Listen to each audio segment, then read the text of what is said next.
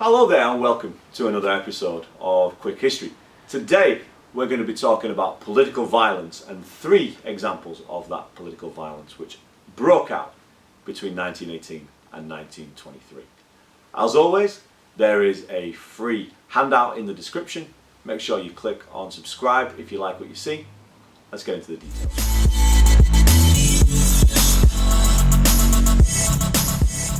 The first of the rebellions that we're going to look at today, and the first of the examples of political violence, is going to be the Spartacus Rebellion.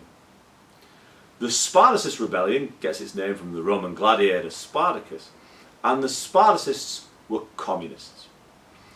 They wanted Germany to be controlled by a council of soldiers and workers, not to be governed by the Weimar Government, which had replaced the Kaiser in 1918. Now, to do so, the Spartacists decided that they were going to try and overthrow the German government. And on the 6th of January 1919, the Spartacists attempted what we would call a coup.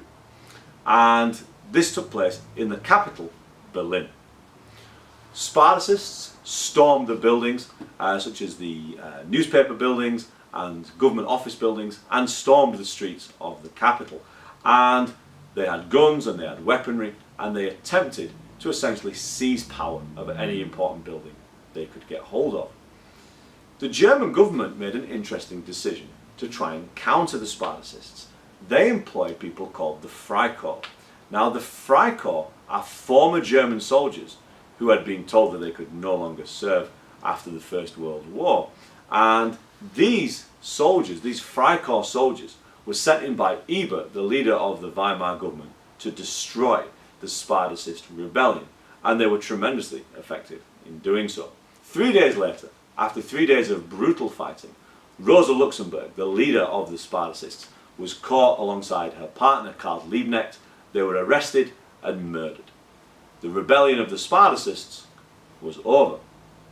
However, the decision by Ebert to use the Freikorps led to a very interesting problem, because the second example of political violence in this period is something called the Kapp Putsch. And the Kapp Putsch is a right-wing rebellion, which very interestingly is led by Wolfgang Kapp and 5,000 members of the Freikorps who had just defeated the Spartacists in the previous rebellion. Now, Wolfgang Kapp led a rebellion because he wanted to replace the Weimar government with a more traditional form of government. He wanted to throw away the Treaty of Versailles.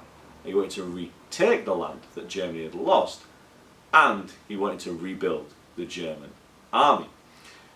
To do so, he tries to seize the capital, Berlin. Initially, he's quite successful. Ebert and the Weimar government flee the capital when they realize that the putsch is taking place. However, the German workers save the Weimar government by refusing to go to work. They go on strike. Now, as a result of this, there's no gas, there's no water, there's no facilities, there's no industry taking place. So the Kapp Putsch, they may have seized the capital, Berlin, but they've not seized the infrastructure and the workers of Berlin to follow them. As a result of this, Kapp understands the putsch cannot continue. If the people don't support him, he's never going to be successful. As a result, after just 100 hours as the leader of Germany, Kapp surrenders. He gives up on the putsch, he flees abroad. Ebert and the Weimar government return, and the Weimar government is restored. As a result of this, we now have the Red Rising in the Ruhr. The third rebellion is the Red Rising. Now this links to the Kapp Putsch, just like the Kapp Putsch linked to the Spartacus rebellion. The Red Rising linked to the Kapp Putsch, because the left-wing communists, which is where it gets its name from as the Red Rising, the left-wing communists who'd gone on strike to support the Kapp Putsch, actually, even though the Kapp Putsch had failed, they refused to go back to work. They stayed out on strike, and they demanded that a communist version of government be introduced. Now, 300,000 miners supported this action, which made it very dangerous for the German government. 300,000 miners have a lot of power. If coal's not been brought out of the ground, power cannot be generated. homes cannot be heated. So the miners were in a particularly strong position. And they actually took over several towns, demanding Germany turn communist like the Russians had done in 1917. After negotiations with these miners, the leaders of the strike and the government could not agree on the way forward.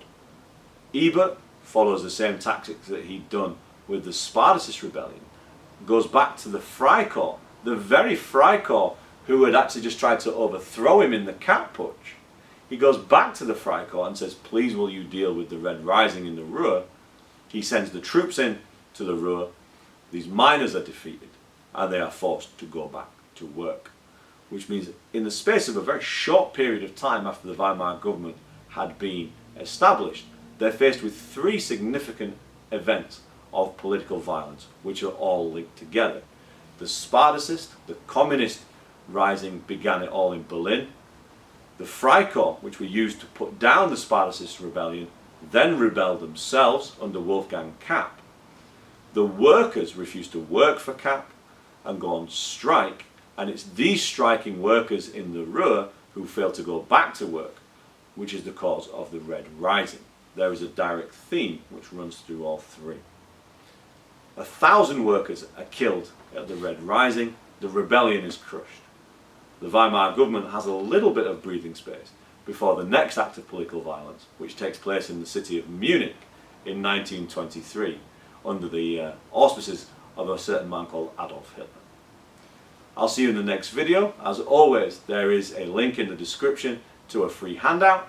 Click subscribe if you like what you see. I'll see you in the next video.